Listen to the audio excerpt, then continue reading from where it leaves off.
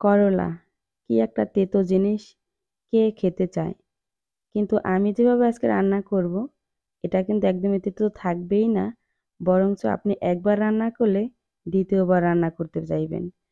পরিবারে যাকে এভাবে রান্না করে দেন না কেন, আপনার পরিবারের সবাই একদম তৃপ্তি সহকারে খাবে। মাছ দিয়ে এই করলার রেসিপিটি আপনারা একবার যদি তৈরি করেন, বারবার তৈরি করবেন। তো আমি কিভাবে এই রেসিপিটি তৈরি করব, তো চলুন শুরু করি আমার আজকের রেসিপিটি। তো আমি আজকে আমাদের গাছের করলা দিয়ে রেসিপি করে দেখাবো। আসসালামু আলাইকুম ওয়া বারাকাতুহু। কেমন আছেন সবাই? আশা করি সবাই ভালো আছেন। তো আজকে আমি আমাদের গাছ থেকে করলা পারবো। দেখুন এখানে আরো অন্যান্য অনেক সবজি গাছ আছে। তো আমাদের গাছে মাশাআল্লাহ অনেকগুলো করলা ধরছে। এর ভিতরে ২ টা করলা অনেক বেশি বড় হইছে। আর মাশাআল্লাহ করলা গুলো এত বড়, এগুলো একদম সার মুক্ত। আমার মা এতটুকু সার এখানে দেয়নি। তো দেখুন মাশাআল্লাহ অনেক বড় হইছে। তবে আমি একটা করলা নিবো এখান থেকে, একটা দিয়ে আমার হয়ে যাবে। দেখুন মাশাআল্লাহ বলবেন সবাই। একটা করলাই প্রায় ১ হাত হইছে। তো করলাটা কাটা হয়ে গেছে। এখন আমি চলে যাব চুলায় রান্না করার জন্য। সবার আগে আমি করলাটাকে কেটে কুটে রেডি করে নেব। এখানে আমি মাছ দিয়ে রান্না করব। এখানে আমি মাছ নিয়ে নিয়েছি। আমার যতটুকু লাগবে, তারপর আমি করলাটাকে কেটে নেব। তো আপনাদের যদি পরিবারের লোকজন বেশি থাকে তাহলে বাড়িয়ে নিবেন। আমার এই একটা করলাই হয়ে যাবে। তো আমি করলার যে মাঝখানের বিচিগুলো, এগুলো আমি নিব না। শুধু করলাটা নিব। করলার মাঝখানের বিচিটা নিলে কিন্তু আপনার তরকারিতে স্বাদ লাগবে না, মানে ভেসে থাকবে কেমন জানি লাগবে। তো আমি ঠিক এরকম সাইজ করে করলাগুলোকে কেটে নিয়ে নিয়েছি। করলাগুলো আমার কাটা হয়ে গেছে। এখন আমি মাছটাকে রেডি করে নিব। এখানে আমি মাছগুলো ভাজার জন্য হলুদ এবং লবণ দিয়ে মেখে নেব। আর কিছুই দিব না, শুধু হলুদ লবণ দিয়ে মেখে নিয়ে নিয়েছি। এবার আমি চলে যাব মাছগুলো ভাজার জন্য। তো খুব সুন্দর করে মাখতে হবে, দেখুন এই একদম গায়ে লাগিয়ে দিতে হবে হলুদ এবং লবণ।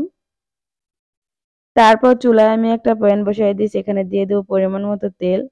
তেলটা যখন গরম হয়েছে এ পর্যায়ে আমি এক এক করে মাছগুলো দিয়ে দেব। তবে মাছগুলো কিন্তু অবশ্যই ভেজে নেবেন। আর আপনারা যারা ভাজা মাছ পছন্দ করেন না, তাহলে তারা কষায় দিতে পারেন। তবে আমি মনে করি করলা দিয়ে মাছ রান্না করলে অবশ্যই মাছটা ভেজে দিলে ভালো হবে। তো দেখুন কথা বলতে বলতে আমার মাছের এক পিঠ হয়ে গেছে, আমি উল্টে দেব। তো এই পিঠও আমি খুব সুন্দর করে ভেজে নেব। একদম মচমচা করে ভাজা যাবে না। ২ পিঠ যখন এরকম হালকা লাল হয়ে যাবে, তখন মাছগুলোকে তুলে নেব আমি। তো মাছ ভাজার এই যে তেলটা আছে, এই তেলটার ভিতরে আমি করলাগুলোকে ভেজে নেব। অবশ্যই যদি আপনারা তিতা ভাবটা একটু দূর করতে চান, করলা কিন্তু আপনি যতই করেন তিতা কিন্তু থাকবে। সেজন্য অবশ্যই আপনি ঝোল রান্না করলে এই পর্যায়ে করলাগুলো একটু ভেজে নেবেন। তো আমি করলাগুলো খুব সুন্দর করে একটু ভেজে নেব। তো এখানে আমি আরো কিছুটা তেল দিয়ে দেব করলার ভিতরে। যেহেতু অল্প হয়ে গেছে তেল, তো আরো কিছুটা তেল দিয়ে আর অবশ্যই কিন্তু ২-৩ টা আলু দিবেন। আমি এখানে প্রায় ৩ টা আলু, ছোট সাইজের ৩ টা আলু দিয়ে দিলাম। তো আলুটা দিলে কিন্তু আপনার তিতা ভাবটা একটু কম হবে। আর এভাবে আলু দিয়ে করলাটাকে একসাথে ভেজে নিবেন। এরপর শুধু আলুতে কালারের জন্য, কলাটা সেদ্ধ হওয়ার জন্য আমি এখানে অল্প একটু লবণ আর একটু হলুদের গুঁড়া দিয়ে দিলাম। আর কিছুই দিব না। খুব সুন্দর করে এখন নেড়ে চেড়ে নিব। এবার আমি ঢাকনা দিয়ে ঢেকে দেবো যাতে করলাগুলো সেদ্ধও হয়ে যায়। তো ঢাকনা দিয়ে খুব সুন্দর করে ঢেকে তারপর আমি অনেকক্ষণ পরে একটু ভেজে নিলাম। দেখুন এরকম যখন করলা কালার চেঞ্জ হয়ে যাবে, আপনি দেখেই বুঝতে পারবেন যে আপনার করলা ভাজা হয়ে গেছে। সে পর্যায়ে আপনি নামিয়ে নিবেন। এরপর আমি আরেকটা প্যান এখানে বসিয়ে দিয়েছি। এখানে আমি দিয়ে দিলাম পরিমাণ মতো তেল। অবশ্যই আমি করলাটা ভেজে নিয়েছি মাছ ভাজা, এজন্য তেলটা একটু বুঝে শুনে দিবেন। আমি এখানে একটু বেশি পরিমাণে পেঁয়াজ কুচি দিছি। আর এই জিনিসটা মাথায় রাখবেন, করলা রান্না করলে একটু পেঁয়াজ একটু বেশি দিবেন, কারণ পেঁয়াজ বেশি দিলে কিন্তু ভালো হবে। এরপর আমি কয়েকটা কাঁচামরিচ এখানে দিয়ে দিলাম। পেঁয়াজ এবং কাঁচামরিচটা একটু ভাজা হওয়ার পর এখানে আমি দিয়ে দিলাম আদা এবং রসুন বাটা। এটা চাইলে আপনারা স্কিপও করতে পারেন, তবে আমরা যেকোনো মাছ রান্না করলে দিয়ে থাকি। তো আমি এখানে হাফ চামচ করে আদা এবং রসুন বাটা দিয়ে দিয়েছি। যখন আমার আদা রসুন বাটাটা ভাজা হয়ে আসছে এ পর্যায়ে আমি দিয়ে দিলাম লবণ।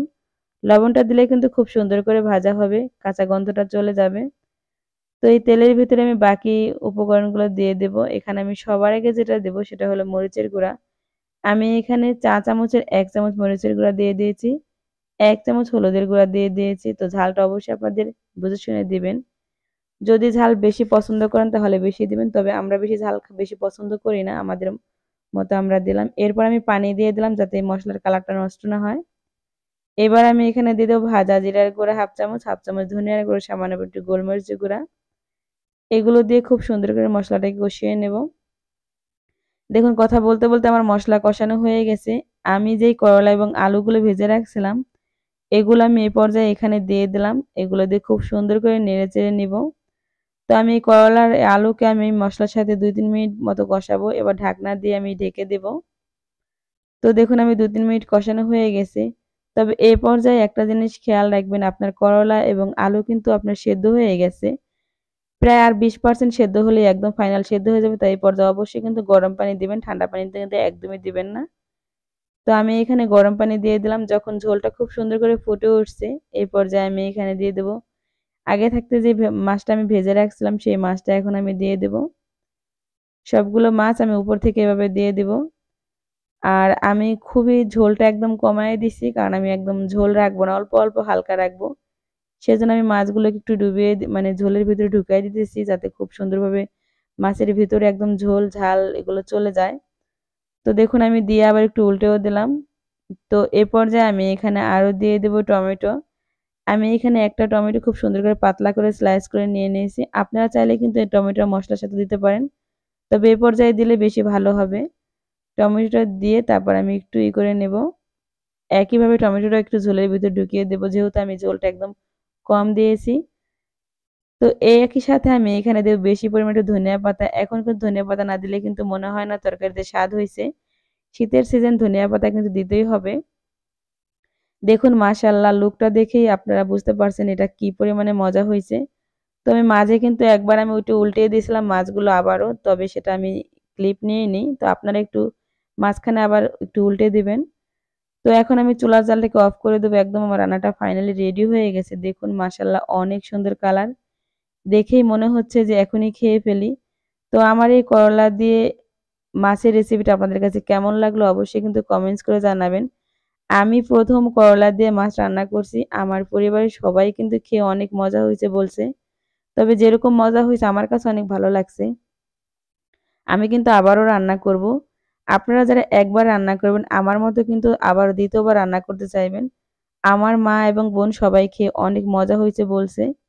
তো আপনি রান্না করলে বুঝতেই পারবেন না যেটা করলা রান্না করছেন।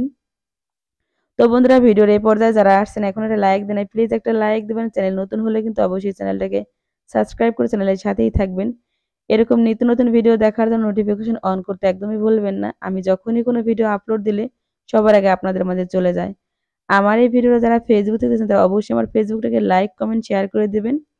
আর আমার ভিডিওটা বেশি বেশি করে শেয়ার করুন। তো সবাই ভালো থাকবেন, সুস্থ থাকবেন। আজকের মতো এখানেই বিদায় নেব। আসসালামু আলাইকুম ওয়া রাহমাতুল্লাহি।